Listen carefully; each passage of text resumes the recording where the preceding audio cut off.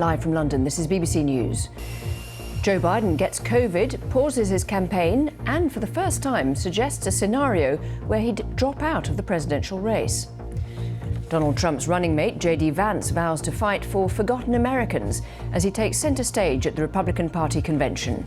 I stand here humbled, and I'm overwhelmed with gratitude to say I officially accept your nomination to be Vice President of the United States of America.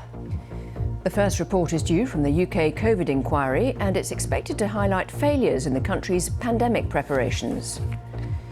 The British Prime Minister is set to use a major European summit to push for tougher controls on illegal migration.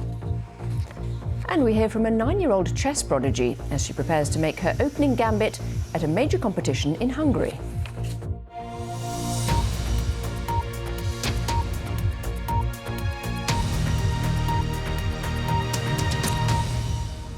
Hello, I'm Lauren Taylor. We begin this hour in the United States, where President Biden has told reporters he feels good despite testing positive for COVID.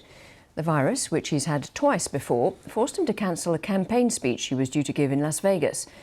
The White House says Mr. Biden will self-isolate at his home in Delaware, where he'll continue his duties.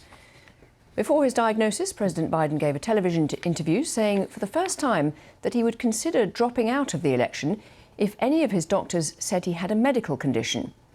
There have been repeated calls for Mr. Biden not to run for a second term after a poor performance in his TV debate against Donald Trump.